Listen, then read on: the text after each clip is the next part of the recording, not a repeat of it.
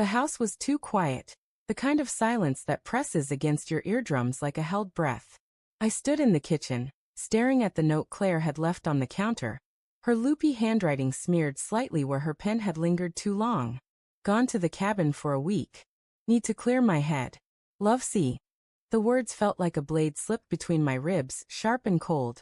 Because Claire hadn't mentioned any cabin in months, and the last time she'd gone away to clear her head, she'd come back smelling faintly of someone else's cologne.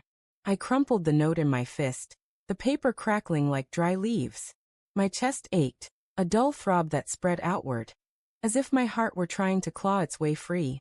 For weeks, I'd been ignoring the signs, the late-night texts she'd angled away from me, the way her laughter had grown brittle, the excuses that piled up like dirty laundry, work trips, girls' nights, a sudden interest in yoga retreats. I told myself it was stress, that marriage ebbs and flows, that love bends but doesn't break. But standing there, alone in our too big house, I felt the truth clawing at the edges of my denial. Claire was slipping away, and she wasn't alone. The refrigerator hummed, a low drone that filled the void. I poured myself a whiskey, the amber liquid catching the dim light from the pendant above the island.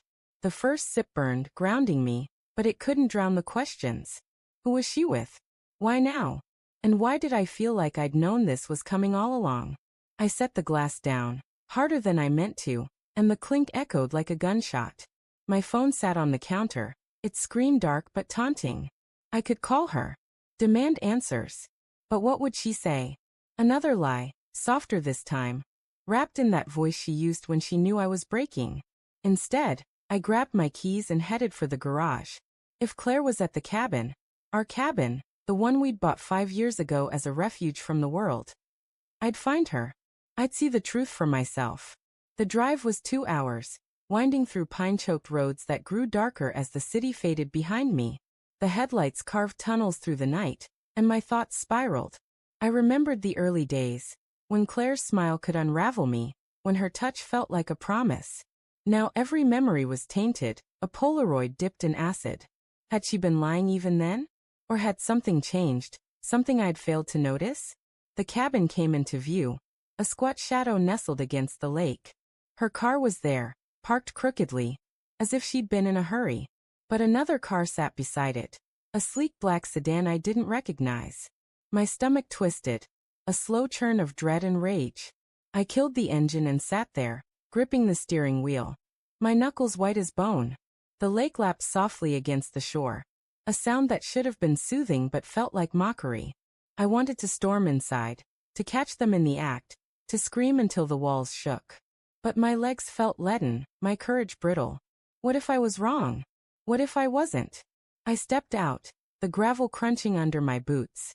The air smelled of pine and damp earth, sharp enough to sting my lungs.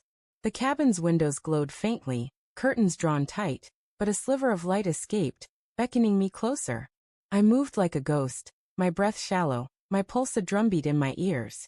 At the window, I peered through the gap, and there they were, Claire, her hair loose, laughing in a way she hadn't with me in months, and a man I didn't know, his hand resting on her knee. The sight was a fist to my gut, knocking the air out of me. She leaned into him, her lips brushing his ear, and I felt my world fracture. I stumbled back, my boot catching on a root, and nearly fell. My hands shook as I fumbled for my phone, needing to do something, anything, to anchor myself. But who could I call? My brother? A friend? They'd tell me to leave, to lawyer up, to move on. I didn't want to move on. I wanted answers. I wanted revenge. And then, like a spark in the dark, a name came to me, Sarah. The man's wife. I'd met her once. At a company barbecue Claire had dragged me to. She'd been quiet, watchful, her eyes sharp with something like suspicion. If anyone would understand this betrayal, it was her. I drove to a gas station 20 miles away, the only place with a signal, and found her number through a mutual contact. My voice was steady when she answered, but my hands were clammy, the phone slick against my palm. Sarah, I said, it's Tom. Claire's husband. I think we need to talk. There was a pause, long enough that I thought she'd hung up, but then she said, I know. I've known for weeks. Her voice was flat, but there was an edge to it, like a blade wrapped in silk. We agreed to meet at a diner halfway between us. A place with fluorescent lights and coffee that tasted like regret. The diner smelled of grease and stale pie, the kind of place where secrets go to die. Sarah sat across from me, her dark hair pulled back, her eyes red-rimmed but fierce. "He's been distant," she said, stirring her coffee without drinking it. "Late nights. New cologne. I found a receipt for a hotel I've never been to." Her words were clipped, each one a stone dropped into the silence between us. I told her about the cabin, about Claire's note, about the man whose hand rested too easily on my wife's skin. Sarah's jaw tightened, but she didn't cry. Instead, she leaned forward, her voice low. "What do you want to do about it?" The question hung there, heavy as smoke. I wanted to hurt them, to make them feel the jagged edges of this betrayal. But I also wanted Claire back, the version of her I'd loved before the lies. Sarah, though, had no such conflict. "Let's confront them," she said. "Together.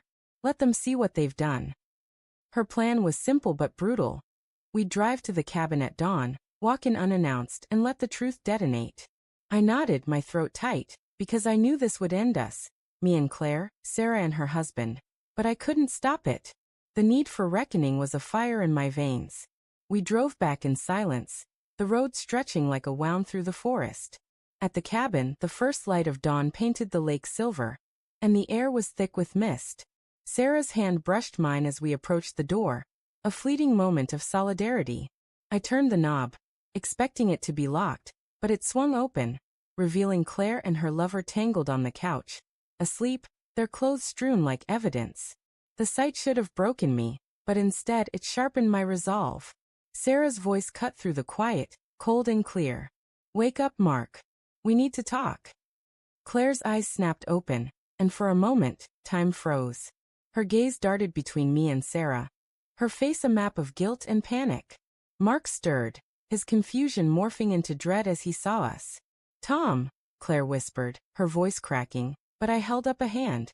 "Don't," I said, and the word was a wall. Sarah stepped forward, her presence a storm, and began to speak, her words slicing through the air. She didn't yell, didn't cry, just laid bare every lie, every betrayal, her voice steady as a judge's gavel. Claire's tears came then, hot and fast, but they didn't move me. Mark tried to speak, to explain, but Sarah silenced him with a look. I wanted to feel triumph, but all I felt was emptiness, a hollow space where love used to be. As we left, the cabin door slamming behind us, Sarah touched my arm. "You okay?" she asked, and I shook my head. I wasn't okay. I might never be. But in that moment, standing in the cold dawn, I realized something worse. Claire's betrayal wasn't the only fracture. I'd betrayed myself, ignoring the truth for so long, and that wound would take longer to heal than any she'd inflicted.